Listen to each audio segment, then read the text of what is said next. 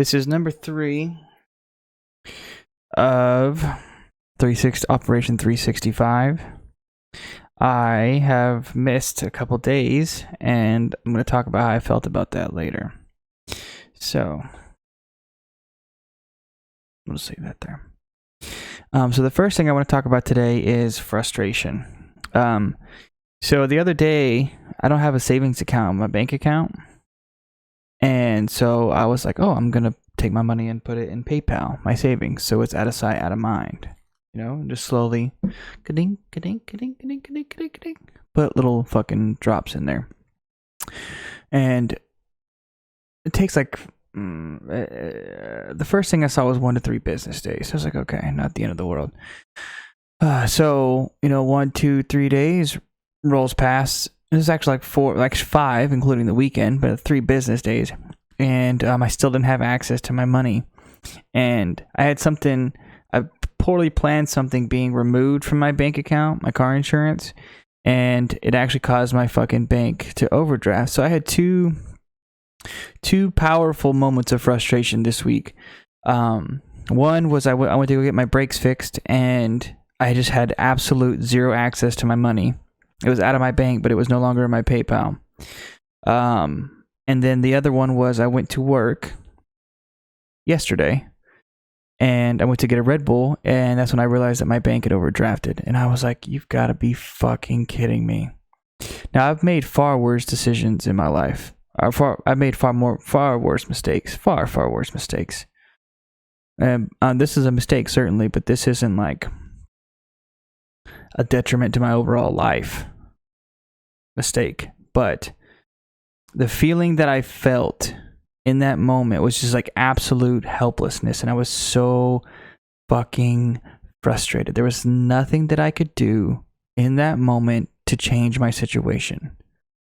And then whenever I feel like whenever those things happen, it becomes like a chain. You become so I'm frustrated that I can't fix my brakes because I don't have my money, because I put my money somewhere else, but why don't I have more money? Because this, because I'm not doing this, and this, because I'm lazy, because I'm sleeping in, because this, that. And so it's just like it starts to become this fucking domino effect blame game in your head. And so it took a little bit, and thank God that my brakes weren't in a position where if I drove, I had to drive away from the place and wait a couple days, and so I just go to and from work basically. But thank God that they were in a position where they weren't just gonna fucking fall apart. Oh, that was another thing, is they told me that potentially the brakes could be so bad that when they take them off or take everything apart, that they couldn't put it back together. And I was like, fuck. I don't know what the fuck I'm going to do because I don't have a ride. I don't have a car. I don't have this. I don't have that. Anyway. So the most important part of that to me was, okay, I can drive away. That's good. Once I realized that. And then the other thing was, let's see. It was, what can I do to change this moment? And it was really nothing. I exhausted all my resources and tried, but nothing happened, or nothing could happen. So it's important to remember, like in these moments, whenever you have absolutely no control over situations, that you cannot stress on variables that you cannot manipulate.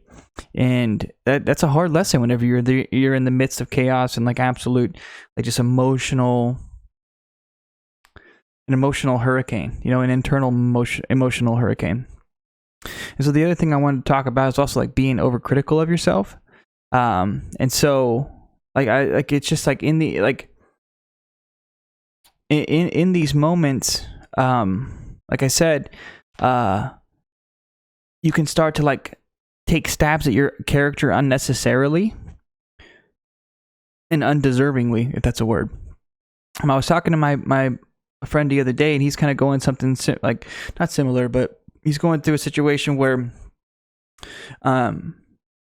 he's met someone, and just like there's a communication hiccup, and it's causing him to like think about certain things a certain way, and because of that, it's causing him to I hesitate to say overthink, but just like look at certain situations in the dynamic, and since there's no like there's not a situation where there can be an immediate resolution, his mind is like putting resolutions in these like pseudo resolutions in the scenario. And so sometimes he would think that he was being like too much, or like just like thinking too much about it. But again, you can't be critical of yourself like that. Like, you have to allow yourself to think these things, because they're going to happen anyway. These like powerful thoughts, you have to respect them as thoughts. But like, if you don't do anything from them or don't act on them, then it's just a tidal wave on the beach. It's just back and forth. That's all it is. And there was a big fucking point with that one. It's see, I got so into it, I lost my train of thought. Oh boy, being critical of yourself. Let's see. You can get so into. Oh, okay. So like the whole thing is like it's an emotional spectrum here, and too often we think that we have to operate normally, and what normal is, which is like being a productive member of society, is being like at least happy, feeling like, I guess, like somewhat excited, feeling motivated. I just say happy because I can't think of anything right now.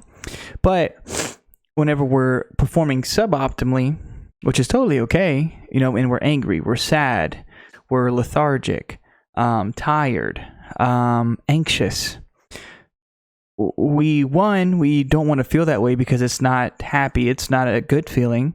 But two, we start to just punching bag ourselves, because those feelings typically are because of a stressful situation, or because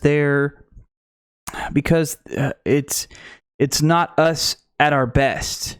Like if Bryson is sad or angry or anxious, it's not top Bryson. It's not 100% Bryson. But the thing that I think is important to remember is that emotions are on a spectrum, and indirectly and in a way, being angry and being sad or being anxious is just as important as being happy or being motivated or excited. It's just as important, because it's an experience. It's a feeling inside of you, and we get caught up in these moments, and then once we start to feel like anxious or sad, it's just downhill, and it's just like a self-circling loop. I want to say there was a term for it back when I learned self-servicing loop, I guess, or something like that. Anyway, it was just a loop that feeds itself and starts to spin itself and spin faster and stuff like that. So I think it's so important to no one wants to feel anxious, no one wants to feel fucking sad, but I think it's important to think about what's making you sad, or what's making you anxious, or even what makes you happy. God, it's so awesome to concentrate on that. But I mean, on the feelings that may potentially like make you have like a negative perspective. I mean, think about why you're thinking, not why. Think about what's making you think that, and then maybe just kind of like have some introspect and dive a little deeper into it, and then like, oh, okay, well, maybe that's making me feel that way.